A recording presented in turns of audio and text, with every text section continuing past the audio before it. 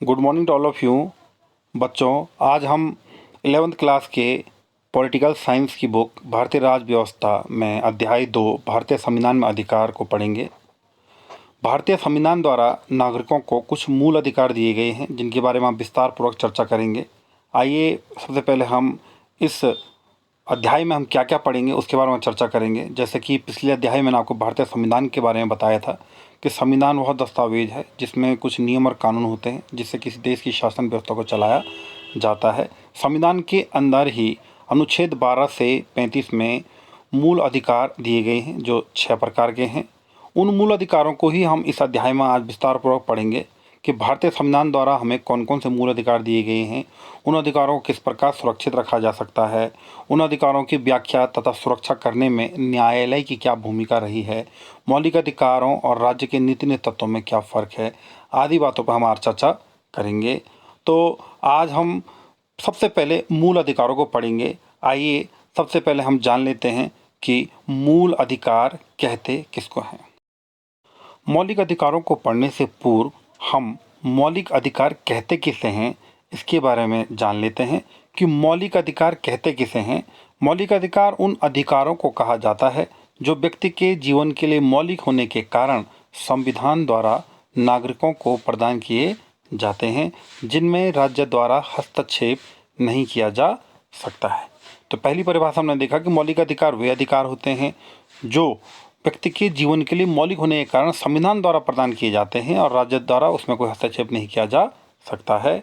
दूसरे अर्थ में अगर हम देखें तो मौलिक अधिकार एक ऐसे अधिकार होते हैं जो व्यक्ति के व्यक्तित्व के पूर्ण विकास के लिए आवश्यक है और जिनके बिना मनुष्य अपना पूर्ण विकास नहीं कर सकता है। तो हमने मौलिक अधिकारों को जाना कि मौलिक अधिकार किसे कहते हैं। सामान्य शब्दों में हमने देखा कि मौलिक अधिकार वे अधिकार होते हैं जो व्यक्तित्व के विकास के लिए आवश्यक होते हैं और जो अधिकार संविधान द्वारा नागरिकों को प्रदान किए जाते हैं। और मौलिक अधिकारों का हनन कोई नहीं कर सकता है। बच्चों, यदि हमारे मौलिक अधिकारों को हमसे छीना जाता है तो हम ऐसी स्थिति में न्यायालय की शरण भी ले सकते हैं। अब हम चर्चा करेंगे सबसे पहले कि अधिकारों का घोषणा पत्र क्या था। अधिकारों के घोषणा पत्र से अभिप्राय एक ऐसे पत्र से है जिसे 1928 में मोतीलाल नेहरू की समिति ने ब्रिटिश शासकों से मांग उठाई थी। इस प्रकार यह सुनिश्चित था कि आज़ादी के पश्चात संविधान निर्माण के दौरान संविधान में अधिकारों का समावेश किया जाएगा, सूचीबद्ध किया जाएगा। इसमें लोगों के मौलिक अधिकारों को रखा गया तथा वे सभी अधिकारों को रखा गया जो व्यक्ति के जीवन को पूर्ण रूप से चलाने के लिए आवश्यक हों। संविधान द्वारा प्रदान किए गए तो संक्षिप्त अधिकारों की ऐसी सूची को अधिकारों का घोषणा पत्र कहा जाता है। अगर एक लाइन में हम समझें तो संविधान द्वारा प्रदान किए गए संरक्षित अधिकारों की सूची को क्या कहते हैं? अधिकारों का घोषणा पत्र कहते हैं। आइए अब बात करते हैं हम मौलिक अधिकारों के बारे में।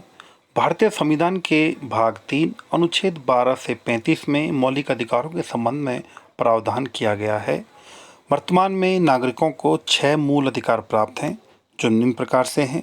समानता का अधिकार अनुच्छेद 14 से 18, स्वतंत्रता का अधिकार अनुच्छेद 19 से 22, शोषण के विरुद्ध अधिकार अनुच्छेद 23 से 24, धार्मिक स्वतंत्रता का अधिकार अनुच्छेद 25 से 28, संस्कृति एवं शिक्षा संबंधी अधिकार अनुच्छेद 29 से 30, संवैधानिक उपचारों का अधिकार अनुच्छेद 32। कुल मिलाकर के 6 मूल अधिकार वर्तमान में नागरिकों को प्राप्त हैं जिनके संबंध में प्रावधान संविधान के भाग 3 अनुच्छेद 12 से 35 में किया गया है। यहाँ पे ध्यान ये रखना है बच्चों कि मूल संविधान में नागरिकों को 7 मौलिक अधिकार प्राप्त थे, लेकिन 44वें संविधान संशोधन के पश्चात 1978 में संपत्ति के अधिकार को मौलिक अधिकार की सूची से हटा दिया गया और उसे अनुच्छेद 300 क के तहत एक कानूनी अधिकार का रूप दे दिया गया है। और अगर हम वर्तमान परिप्रेक्ष्य की बात करें तो नागरिकों को 6 मूल अधिकार प्राप्त हैं। 6वां मूल अधिकार आप देख रहे होंगे, संवैधानिक उपचारों का अधिकार, जिसके तहत सर्वोच्च न्यायालय तथा उच्च न्यायालय 5 प्रकार के रिट जारी कर सकता है। आज हम संवैधानिक उपचारों के अधिकार के तहत जो 5 प्रकार की रिट जो जारी की जाती है उसके बारे में चर्चा करेंगे कि वो कौन कौन से रिट हैं। आज हम सबसे महत्वपूर्ण मौलिक अधिकार संवैधानिक उपचारों के अधिकार के बारे में विस्तारपूर्वक चर्चा करेंगे। अनुच्छेद 32 संवैधानिक उपचारों के अधिकार के बारे में बात करता है। अनुच्छेद 32 के अंतर्गत प्रत्येक नागरिक को यह अधिकार होगा कि वह मौलिक अधिकारों के उल्लंघन होने की स्थिति में सीधे सर्वोच्च न्यायालय जा सकता है। इसलिए अनुच्छेद 32 के महत्व को देखते हुए डॉक्टर भीमराव अंबेडकर ने इसे संविधान की आत्मा कहा है।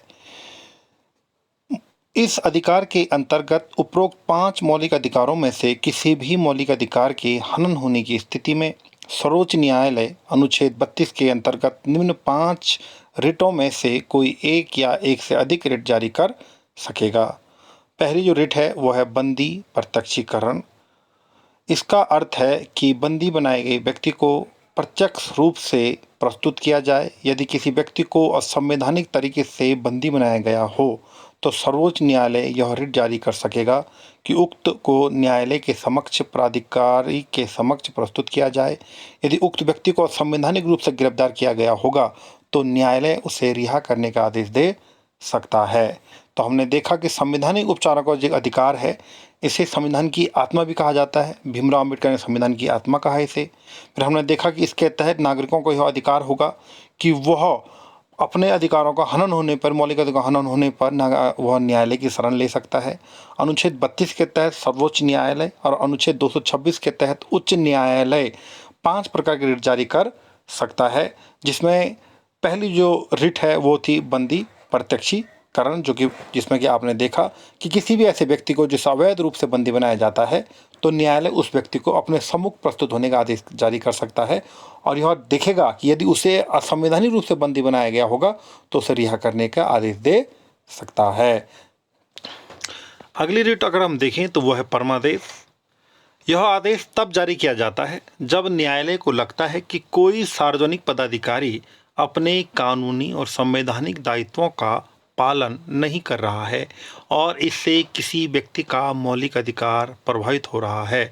तो हमने देखा कि परमादेश भी एक रिट होती है जो न्यायालय द्वारा तब जारी किया जाता है जब न्यायालय को यह लगता है कि कोई सार्वजनिक पदाधिकारी अपने संवैधानिक दायित्वों का पालन नहीं कर रहा है। तो जो भी व्यक्ति अपने संवैधानिक दायित्वों का पालन नहीं करता है उस व्यक्ति के विरुद्ध में परमादेश का संबंधित रिट जारी की जा सकती है।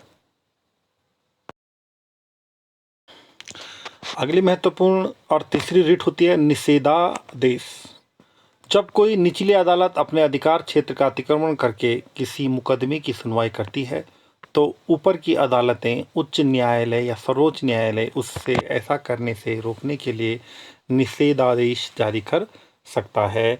तो निषेधादेश का जो रिट है ये उच्च न्यायालय या उच्चतम न्यायालय और अधीनस्थ न्यायालय के विरुद्ध में जारी करती है कि कोई ऐसे मुकदमे की सुनवाई ना करें जो उनके अधिकार क्षेत्र में नहीं आती हैं। चौथी रिट है अधिकार परीक्षा। जब किसी न्यायालय को लगता है कि कोई व्यक्ति ऐसे पद पर नियुक्त हो गया है जिस पर उसका कोई कानूनी हक नहीं है तब न्यायालय अधिकार परीक्षा आदेश के द्वारा उसे पद पर कार्य करने से रोक सकता है।